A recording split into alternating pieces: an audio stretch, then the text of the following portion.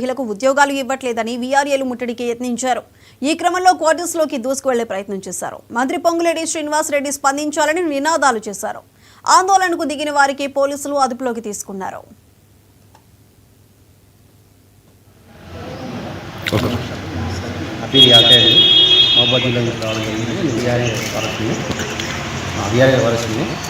So గత ప్రభుత్వము మాకు జీవో తీసుకొచ్చింది సార్, 81, 85 జీవో తీసుకొచ్చింది. ఆ జీవోలో భాగంగా మాకు ఎబో 61 వాళ్ళకి కూడా దాంట్లో మెన్షన్ చేసి ఇవ్వడం జరిగింది. సో దాని ప్రకారం ఇప్పుడు కొట్లాడుతున్నాము. కాకపోతే ఈ 18 నెలలుగా గడుస్తున్నది. దాంట్లో ఉన్న జీవోలో ఉన్న 16,000 మందికి ఇంప్లిమెంటేషన్ చేసి వాళ్ళకు ఆర్డర్స్ ఇచ్చి వాళ్ళని పంపించడం జరిగింది. సో గత ప్రభుత్వం జీవో తీసుకొస్తే ఈ ప్రభుత్వం వాళ్ళకి ఐడీలు ఇచ్చి వాటికి జీతాలు ఇవ్వడం అనేది జరిగింది. సో ఇప్పటి వరకు కూడా మాకు దాంట్లో మిగిలి ఉన్న అదే జీవోలో మిగిలి ఉన్నటువంటి 3,797 సుమారుగా 38,100 మంది మేము ఉన్నాం సార్. ఇప్పుడు మాకు ఎటువంటి జీవో ఇంప్లిమెంటేషన్ చేయకుండా సో మమ్మల్ని ఇబ్బంది పెడుతుంది గవర్నమెంట్. సో 18 నెలల నుంచి మేము చాలా అవస్థలు పడుతున్నాం సార్. సో దానిలో భాగంగా ఇలా మినిస్టర్ క్వార్టర్లో మేము ధర్నాకి పిలిపించడం జరిగింది. సో దానిలో భాగంగా రావడం జరిగింది. సో మేము గవర్నమెంట్కి సో పలుమార్లు మంత్రి గారికి కానీ సో మిగతా అధికారులకు కానీ అందరికీ రిప్రజెంటేటివ్ ఇవ్వడం జరిగింది. సో ఎవరు కూడా మాకు ఎటువంటి రెస్పాన్స్ ఇవ్వడం లేదు. సో మేము చాలా ఇబ్బంది పడుతున్నాం. మా కుటుంబాలు ఆర్థికంగా చాలా చిక్కుపోయి ఉన్నాం, చాలా ఇబ్బంది పడుతున్నాం సార్. నా పేరు భానుప్రకాష్, నారాయణపేట జిల్లా సార్. మాకు గత ప్రభుత్వం బీఆర్ఎస్ ప్రభుత్వం గతంలో 81, 85 ప్రకారం జీవో ఇచ్చింది సార్. ఆ జీవోలో 20,555 మంది ఉన్నాం సార్. దాంట్లో 16,755 మందికి ఆర్డర్స్ ఇచ్చి పంపించారు సార్ వాళ్ళ విద్యార్హతల ప్రకారం. మిగిలిన 3797 వీఆర్ఏ వారసులం సార్. మేము గత 10 సంవత్సరాల నుంచి 10-15 సంవత్సరాల నుంచి డ్యూటీలు చేస్తున్నాం సార్. మా తండ్రుల స్థానంలో మా తండ్రులకు చేతగాకపోవడం వల్ల వాళ్ళ స్థానంలో మేము చేస్తున్నాము. ఈ గత ప్రభుత్వం ఏమనుకుంటుందంటే 61 సంవత్సరాలు పైబడిన వీఆర్ఏ వారసులు అనగానే ఏమనుకుంటుందంటే 61 సంవత్సరాలు అంటే రిటైర్మెంట్ ఏజ్ అని అనుకుంటుంది. కానీ రిటైర్మెంట్ వయసు అనేది వీఆర్ఏ వ్యవస్థకు లేదు సార్ అప్పటి నుంచి. ఎందుకంటే మా తండ్రులు గత 100 సంవత్సరాల నుంచి చేస్తున్నారు కాబట్టి వీఆర్ఏ వ్యవస్థకు అనేది రిటైర్మెంట్ వయసు లేదు సార్.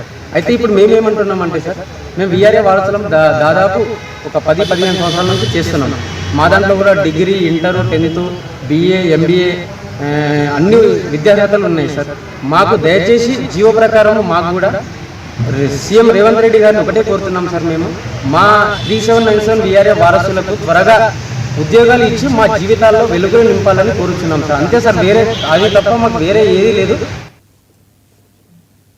మినిస్టర్స్ క్వార్టర్స్ దగ్గర ఉద్రిక్త వాతావరణం నెలకొంది. తమ కుటుంబ సభ్యులకు ఉద్యోగాలు ఇవ్వట్లేదని వీఆర్ఏలు ముట్టడికి యత్నించాయి. అయితే ప్రస్తుతం అక్కడ ఉన్న పరిస్థితికి సంబంధించి మరింత సమాచారం మా ఇన్పుట్ ఎడిటర్ నవీన్ అందిస్తారు.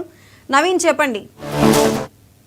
వీఆర్లందరినీ కూడా పోలీసులు అదుపులో కూడా తీసుకోవడం జరిగింది. సరిగా ఉదయం 8 గంటల ప్రాంతంలోనే ఒక్కసారిగా వీఆర్ఎల్ కూడా వారు మినిస్టర్ క్వార్టర్స్ కూడా చేరుకున్నటువంటి పరిస్థితి నెలకొంది. ముఖ్యంగా తమ సమస్యలను పరిష్కరించాలని చెప్పేసి డిమాండ్ చేస్తూ ప్లేకార్డ్స్ పట్టుకొని కూడా వారందరూ మినిస్టర్ క్వార్టర్స్ కూడా చొచ్చుకెళ్లేందుకు కూడా వారు ప్రయత్నం కూడా చేయడం జరిగింది. వెంటనే పోలీసులు కూడా పెద్ద ఎత్తున అక్కడ చేరుకొని వారందరినీ కూడా ఆపేందుకు కూడా ప్రయత్నం చేసినటువంటి పరిస్థితి నెలకొంది. అయితే ఈ సందర్భంగా పోలీసులకు వీఆర్ఎల్ మధ్య స్వల్ప తోపులాట కూడా చోటు చేసుకోవడం జరిగింది. అనంతరం ఇటు మినిస్టర్ క్వార్టర్స్ లో ఉన్నటువంటి ఆ రోడ్ ఏదైతే ఉందో మెయిన్ మార్గం ఉన్నటువంటి ఆ రోడ్డుపై కూడా వీఆర్ అందరూ కూడా బైఠాయించినటువంటి పరిస్థితి నెలకొంది. కాంగ్రెస్ పార్టీ అధికారంలోకి వచ్చినటువంటి నేపథ్యంలో వీఆర్ఎల్కి ఇచ్చినటువంటి హామీలు కావచ్చు, రాష్ట్ర వ్యాప్తంగా ఉన్నటువంటి 3,797 మంది వీఆర్ఎల్ వెంటనే విధుల్లోకి తీసుకోవాలని చెప్పేసి కూడా వీఆర్ అందరూ కూడా డిమాండ్ కూడా చేయడం జరిగింది. తమ ఉద్యోగంలోకి తీసుకుంటామని చెప్పేసి కూడా కాంగ్రెస్ పార్టీ గతంలోనే చెప్పింది. ఎన్నికల సమయంలో కూడా ఈ అంశాన్ని కూడా ప్రస్తావించడం జరిగింది. కానీ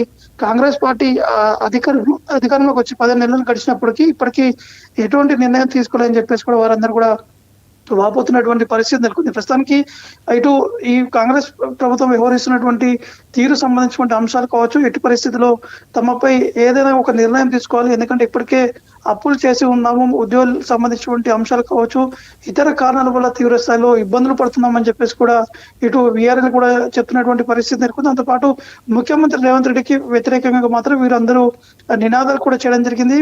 పలువురు వీఆర్ఎల్ సంబంధించినటువంటి అంశాలతో పాటు ఇంకా అనేక అంశాలు ఉన్నాయి. వీఆర్ఎల్కి అనేక ఇబ్బందులు ఉన్నాయి. దాన్ని కూడా పూర్తి స్థాయిలో పరిష్కరించాలని చెప్పేసి కూడా వీరందరూ కూడా మినిస్టర్స్ క్వార్టర్స్ దగ్గర కూడా చేరుకున్నటువంటి పరిస్థితి నెలకొంది. అయితే దీంతో పోలీసులు వారిపై లాఠీ చార్జ్ చేసేందుకు కూడా ప్రయత్నం కూడా చేయడం జరిగింది. కానీ అక్కడ ఉన్నటువంటి వీఆర్ఎల్ మాత్రం ఒకవేళ ఈ లాఠీ చార్జ్ చేస్తే మాత్రం ఖచ్చితంగా ఇంకా ఆందోళనలు ఉధృతం చేస్తాము, నేరుగా అసెంబ్లీని కూడా ముట్టడిస్తామని చెప్పేసి కూడా వీఆర్ఎల్ సంబంధించినటువంటి నాయకులు కూడా వారు హెచ్చరించినటువంటి పరిస్థితి నెలకొంది. అంటే దాదాపు గంట పాటు ఈ ఘర్షణ వాతావరణం కూడా చోటు చేసుకోవడం జరిగింది. వీరందరినీ కూడా పోలీసులు అదుపులోకి కూడా తీసుకున్నటువంటి పరిస్థితి నెలకొంది. Right Naveen, thank you.